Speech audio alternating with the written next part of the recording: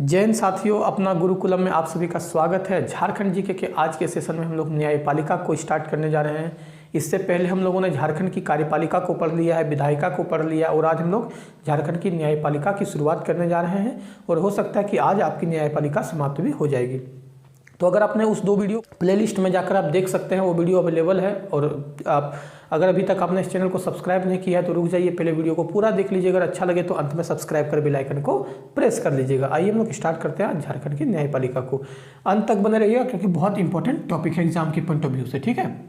तो देखिए दोस्तों, न्यायपालिका के बारे में मैंने थोड़ा सा परिचय आपको लोग को जब पहला क्लास स्टार्ट किया था मैंने झारखंड राज्य व्यवस्था की, तभी बताया था कि विधायिका कानून को बनाते हैं, कार्यपालिका जो है उन कानून को फॉलो करवाते हैं। लेकिन इन दोनों के बीच में अगर कुछ गड़बड़ होते हैं या किसी भी पब्लिक के साथ अगर मूलाधिकार में अगर छेड़छाड़ होता है तो फिर वो किसकी शरण में जाते हैं? न्यायपालिका उनके साथ न्याय करने का काम करती है। तो ये हम लोगों ने जाना था। अब देखिए, आप अभी वर्तमान मामले की अगर हम लोग बात करें तो आप देखते होंगे कि भी झारखंड की जितनी भी नियुक्तियां हैं सब में केस चल रहा है, ठीक है। तो वहाँ पर केस आखिर क्यों चल रहा है? आपने कभी ध्यान दिया इस चीज़ को?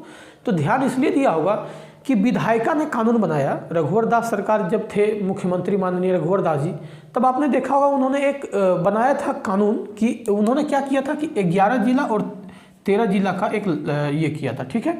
उन्होंने 13 जिला को अधिसूचित घोषित कर दिया था और 11 को उन्होंने अलग रखा था। ये 13 में क्या किया था उन्होंने?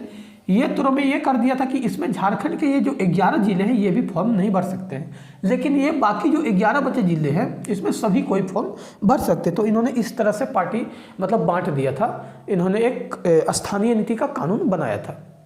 बाद में जब इस पर केस किया गया तो आप देखे होंगे कि भी कुछ ही दिन पहले सुप्रीम कोर्ट ने इसे असंवैधानिक घोषित कर दिया। क्योंकि हाई कोर्ट में भी मामला था, हाई कोर्ट से टीचर लोग क्या किए थे, सुप्रीम कोर्ट में अप्लाई किए थे टीचर लोग, और जो आपका पंचायत सचिव के जो कैंडिडेट थे उन लोगों ने केस किया था। तो उन लोगों यहाँ सुप्रीम कोर्ट ने बताया कि ये जो आप कानून बनाए हैं 13 और 11 का, ये आपका गलत है। ठीक उसी प्रकार एक और केस चल रहा है, रमेश हांसदा बनाम झारखंड सरकार। अब इसमें मामला क्या है? तो इसमें दो मामला है। विधायिका ने कानून बनाया, ठीक है। कानून क्या बनाया कि जो क्षेत्रीय लैंग्वेज है उससे हिंदी को हटा दिया, पहला। दूसरा ये बनाया कि आप चाहे झारखंड के ही निवासी क्यों नहीं हैं, अगर आपने बिहार से जाकर मैट्रिक पास किया है, इंटर पास किया है, तो आप फॉर्म नहीं भर सकते। अगर आप जनरल कास्ट से बिलोंग करते हैं तब, अगर आप जनरल के अलावा अगर किसी कास्ट से बिलोंग करते हैं तो आप उस फॉर्म को भर सकते हैं। ऐसा कानून बनाया। अब उसको रमेश हांसदा जो है वो क्या किए, उनको लगा कि नहीं ये कानून गलत है, ठीक है। रमेश हांसदा जी को लगा कि ये कानून गलत है और वो कहाँ चले गए? न्यायपालिका की शरण में चले गए कि नहीं, हिंदी जो है वो क्षेत्रीय लैंग्वेज में आना चाहिए। दूसरी बात, जनरल को भी फॉर्म भरने देना चाहिए बिहार से अगर वो किए हैं तो, अगर वो झारखंड के निवासी है तो। इस दो पर अभी मामला चल रहा है जिसकी सुनवाई अगली 31 अगस्त को होनी है।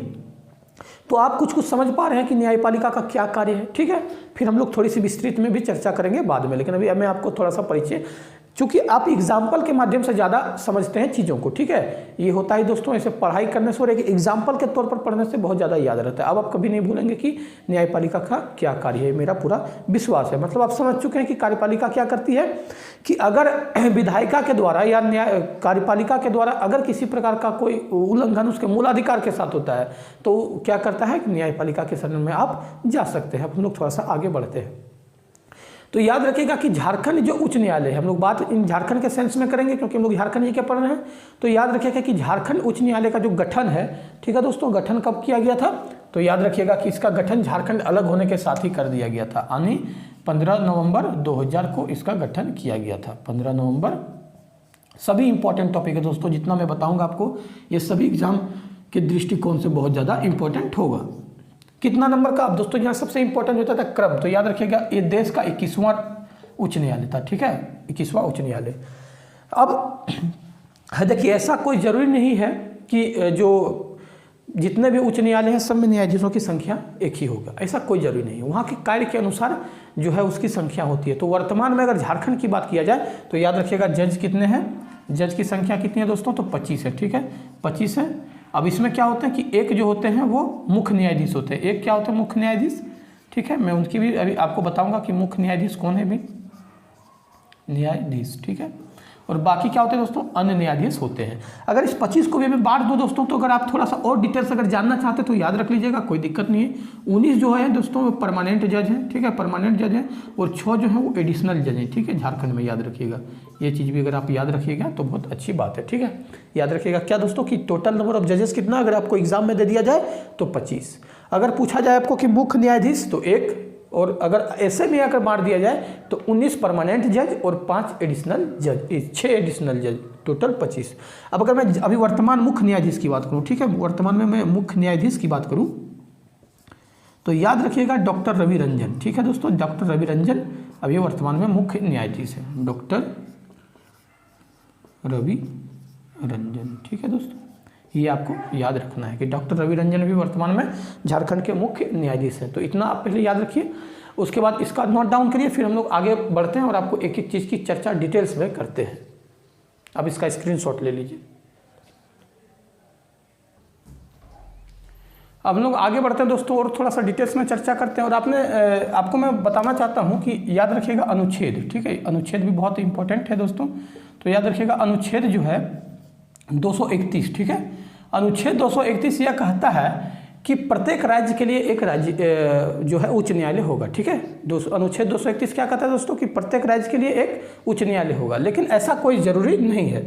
हो सकता है कि एक मतलब 2 से अधिक राज्य के लिए एक भी उच्च न्यायालय का गठन किया जा सकता है, ठीक है। इसलिए तो आप देखते होंगे कि मान के चलिए कि जब झारखंड अलग हुआ उसमें झारखंड 28वां राज्य बना था, ठीक है, आप सभी को मालूम होगा।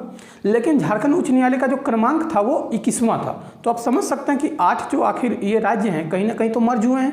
तो याद रखिएगा कि अनुच्छेद 231 का संबंध किससे है, उच्च न्यायालय से है। ये कहता है कि प्रत्येक राज्य के लिए एक उच्च न्यायालय होगा, लेकिन अगर संसद चाहे तो 2 या 2 से अधिक राज्यों के लिए एक उच्च न्यायालय का भी गठन कर सकता है। तो ये हम लोगों ने उच्च न्यायालय के बारे में जाना दोस्तों, न्यायपालिका के हम लोग अध्ययन कर रहे हैं।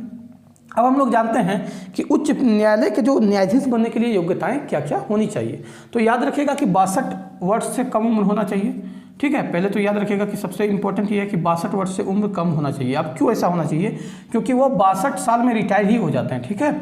अगर उनकी एज 62 साल हो जाए तो वो रिटायरमेंट हो जाते हैं, इसलिए 62 साल से उम्र जो है दोस्तों ये कम होनी चाहिए जज बनने के लिए मैं बात कर रहा हूँ। अगर दूसरी बात करें तो अगर आप 5 वर्ष तक न्यायाधीश के पद पर रहे हैं अन्य न्यायालय में, जैसे कि जो छोटे न्यायालय होते हैं, डिस्ट्रिक्ट जज होते हैं, उनके अगर में आप 5 साल तक अगर न्यायाधीश के रूप में कार्य कर चुके हैं तो भी आप बन सकते हैं। अदरवाइज फिर आपको 10 वर्ष तक, अगर आप हाईकोर्ट में वकील हैं, अगर आप वकील हैं 10 साल से, तो भी आप उच्च न्यायालय के न्यायाधीश बनने की योग्यताएं रखते हैं। तो इतना आपको याद रखना है। अब हम लोग जानेंगे कि उच्च न्यायालय के क्षेत्राधिकार के बारे में जानेंगे, ठीक है, कि उच्च न्यायालय के क्या क्या कार्य हैं। तो अगर इसको आप थोड़ा सा स्क्रीनशॉट लेके नोट डाउन कर लीजिए, हम लोग आगे बढ़ते हैं और एक एक चीज़ पर डिटेल्स चर्चा करने वाले हैं कि एग्जाम के दृष्टिकोण से क्या क्या पॉइंट आपका इंपॉर्टेंट होगा, ठीक है। अब हम लोग बात करते हैं कि इसका क्षेत्राधिकार। तो देखिए, इसका क्षेत्राधिकार को मैं आपको एकदम सिंपलेस्ट वे में समझाने की प्रयास करता हूँ, ठीक है। अगर आप देखिएगा इसके 2 कार्य होते हैं, ठीक है। मैं यहाँ पर कार्य की चर्चा करता हूँ, इसके 2 कार्य हैं, ठीक। पहला हो गया आपका दोस्तों, और ये हो गया इधर आपका, मैं बताता हूँ। इसको जटिल वे में अगर समझने का प्रयास करिएगा तो आप भूल जाइएगा, आज याद रखिएगा कल भूल जाइएगा। मैं इसको आपको नॉर्मली में समझाने का प्रयास करता हूँ। पहला तो है दोस्तों प्रारंभिक क्षेत्राधिकार, और दूसरा होता है दोस्तों अपीलीय, ठीक है, अपीलीय क्षेत्राधिकार। अब याद रखिए, देखिए प्रारंभिक क्या होता है, अपीलीय क्या होता है। प्रारंभिक तो ये होता है कि आप विवाह, तलाक, वसीयत वगैरह का केस आप डायरेक्टली भी फाइल कर सकते हैं हाई कोर्ट में, ये हो गया प्रारंभिक। मतलब आप चाहे तो डायरेक्ट केस में हाई कोर्ट में केस कर सकते हैं, प्रारंभिक क्षेत्राधिकार के वो अंतर्गत आता है। लेकिन ये अपीलीय क्या होता है, तो देखिए, आप अगर आपको डिस्ट्रिक्ट जज में मान के चलिए कि कोई सजा सुना दिया, ठीक है, आपको लगा कि नहीं ये जो है वो गलत है, मेरे साथ ये जो हुआ, मैं और भी चाहूँ तो आगे जाके जीत सकता हूँ केस को, हो सकता है कि अभी भी मेरे पास उचित न्याय नहीं आया है, तो आप क्या कर सकते हैं, यहाँ पर अपील कर सकते हैं, ठीक है। और इनको पूरा, हाई कोर्ट को पूरा पावर है, ऑथोरिटी है कि वो जो डिस्ट्रिक्ट जज या अन्य जो नीचे अधीनस्थ न्यायालय होते हैं उनके खिलाफ ये सजा सुना सकते हैं या उनके खिलाफ फैसला दे सकते हैं, ठीक है। ऐसा अगर मान के चलिए कि डिस्ट्रिक्ट कोर्ट किसी को फांसी दे देता है तो ये चाहेंगे तो उनकी फांसी को माफ भी करके उनका अलग, क्योंकि ये है अपीलीय क्षेत्राधिकार के अंदर, आप यहाँ पे अपील कर सकते हैं। अब एक पॉइंट समझना बेहद इंपॉर्टेंट है। लोगों को ये लगता है कि जैसे डिस्ट्रिक्ट जज हो गया, मतलब डिस्ट्रिक्ट कोर्ट है, या जो हाई कोर्ट है, या उच्चतम कोर्ट है, कह सकते हैं जो सुप्रीम कोर्ट है, ये तीनों अलग अलग होता है। ठीक है, लोगों को यही भ्रम में रहता है कि एक जो है वो डिस्ट्रिक्ट का है, एक जो है वो राज्य का है, और एक जो है वो पूरा भारत का है। ऐसा नहीं है दोस्तों। ठीक है, न्यायपालिका, हम लोगों की न्यायपालिका की विशेषता है कि यह एकीकृत है। ठीक है, एक हरीकृत है, मतलब कहने का मतलब है, क्या कह सकते हैं कि तीनों एक ही है, बस बांटा गया सिर्फ छोटे छोटे पार्ट्स में काम को आसान करने के लिए। इसको आप अलग अलग समझने का प्रयास नहीं करिएगा।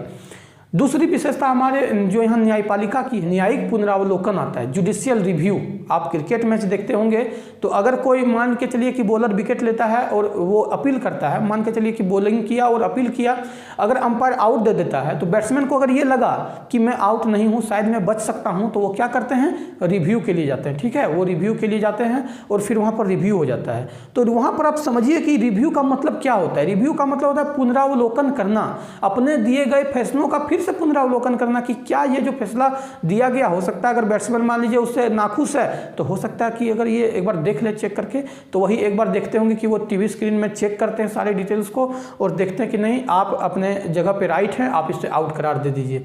लेकिन अगर लगता है कि नहीं ये गलत किया गया है, मान लीजिए बल्ला में टच था या बॉल नो बॉल थी या कोई भी प्रकार का अगर उसमें एरर था जो कि बैट्समैन बच सकता है, तो फिर वो अंपायर को ये कहता है कि नहीं आप जो है इसके आप फैसला विरोध में दीजिए, अपने फैसला के विरोध में दीजिए, और देखिएगा वैसे ऐसे करके सॉरी मांगते हैं और फिर आउट देते हैं। ठीक है, तो वो चीज़ को वहाँ पर समझिएगा कि हमारे न्यायपालिका की भी यही विशेषता है, जुडिशियल रिव्यू, मतलब न्यायिक पुनरावलोकन। अगर हाईकोर्ट को ये लगता है कि हमने जो एक बार फैसला दिया वो हो सकता है गलत है, तो वो फिर फैसला सुना सकते हैं अपने ही ये के विरुद्ध में। ठीक है, अपने ही सजा के मतलब अगेंस्ट में अलग से सजा सुना सकते हैं। ये बहुत बड़ी खासियत है हम लोगों की न्यायपालिका की। और तीनों न्यायपालिका, चाहे वो चारों की बात किया जाए, सुप्रीम कोर्ट, हाई कोर्ट, जितने भी अधीनस्थ न्यायालय हैं, सब एक ही है। हमारे यहाँ एक हरीकृत है न्यायपालिका की व्यवस्था, अलग अलग नहीं है।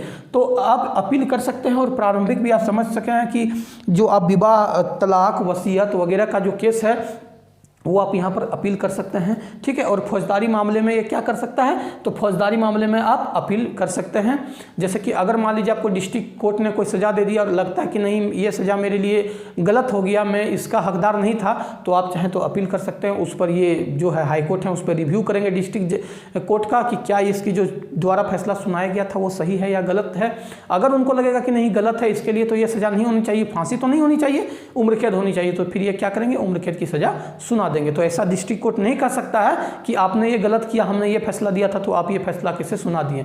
इसी प्रकार आप जब देखते होंगे कि जब कोई भी बात हाई कोर्ट से नहीं बनती है, जब कोई सिंगल बेंच पहले जाते हैं फिर डबल बेंच जाते हैं, ये भी आप समझ लीजिएगा। ठीक है, पहले जो अगर आप किसी चीज़ पर केस करते हैं, मान के चलिए कि आपने अभी नियोजन नीति पर केस किया था, जैसे टीचर लोग किए थे, आपने देखा होगा, तो टीचर लोग ने नियोजन नीति पर केस किया तो वहाँ पर पहले सिंगल बेंच में जाता है। सिंगल बेंच में मान लीजिए आपको फैसला कुछ आया, आप उस फैसले से संतुष्ट नहीं है तो आप उसे डबल बेंच में भी भेज सकते हैं। ठीक है, डबल बेंच में मान लीजिए अगर फैसला संतुष्टि नहीं हुआ तो आप सीधे सुप्रीम कोर्ट जा सकते हैं, और सुप्रीम कोर्ट ने अभी जो है उसको असंवैधानिक घोषित कर दिया 11 जिला और 13 जिला को। ठीक है, तो ये बहुत बड़ा एग्जाम्पल है आप लोगों को समझने के लिए। आप अपने समझ गया होगा कि प्रारंभिक क्षेत्राधिकार क्या है और अपीलीय क्षेत्राधिकार क्या है। हम लोग आगे बढ़ते हैं और थोड़ी डिटेल्स में चर्चा करते हैं। याद रखिएगा कि झारखंड उच्च न्यायालय का प्रथम मुख्य न्यायाधीश कौन थे, प्रथम मुख्य न्यायाधीश। ठीक है दोस्तों, प्रथम मुख्य न्यायाधीश याद रखिएगा, न्यायाधीश विनोद कुमार गुप्ता थे, याद रखिएगा। ठीक है, ये बहुत इंपॉर्टेंट है, एग्जाम में पूछा जाता है, विनोद कुमार गुप्ता। ठीक है दोस्तों, ये प्रथम थे। और वर्तमान में कौन है, तो डॉक्टर रवि रंजन, इसको भी आपको याद रखना है, डॉक्टर रवि रंजन। और ये 2022 के अंत में रिटायर होंगे। ठीक है, लेकिन अभी आपको एग्जाम में यही याद रखना कि ये प्रथम थे विनोद कुमार गुप्ता, ये डॉक्टर रवि रंजन वर्तमान में हैं। और याद रखिएगा कि झारखंड में ट्रेनिंग मतलब न्यायपालिका से रिलेटेड ट्रेनिंग करने के लिए एक न्यायिक जुडिशियल एकेडमी बनाई गई है दोस्तों, याद रखिएगा, न्यायिक एकेडमी। ठीक है, न्यायिक एकेडमी बनाया गया दोस्तों, कब, तो 2002 में ये बनाया गया था, याद रखिएगा। ये भी एग्जाम में अक्सर पूछा जाता है कि न्यायिक अकादमी का गठन कब किया गया था, तो याद रखिएगा, न्यायिक अकेडमी का गठन 2002 में किया गया था झारखंड में। तो झारखंड उच्च न्यायालय से या न्यायपालिका से रिलेटेड जितने भी प्रश्न थे हम लोगों ने एक एक के सारी का चर्चा कर लिया दोस्तों। इससे ज़्यादा आपको एग्जाम के दृष्टिकोण से इम्पोर्टेंट नहीं है, और जितने भी एग्जाम में आ सकता है मैं सारी पे चर्चा कर चुका हूँ। आप इसका नोट डाउन कर लीजिएगा और अच्छी तरह से रिवाइज करिएगा, और हो सकता है कि इसका कल हम लोग टेस्ट भी करेंगे। और आगे अब जैसा हम लोग स्थानीय शासन जो है, ग्राम पंचायत, नगर पालिका, सारा चर्चा करेंगे एक एक करके, और पूरी बारीकी के साथ हम लोग झारखंड जीके पर चर्चा करेंगे। तो आज के लिए इतना दोस्तों। अगर वीडियो अच्छा लगा हो तो शेयर करिएगा, लाइक करिएगा। वीडियो को अंत तक देखने के लिए धन्यवाद। जय हिंद।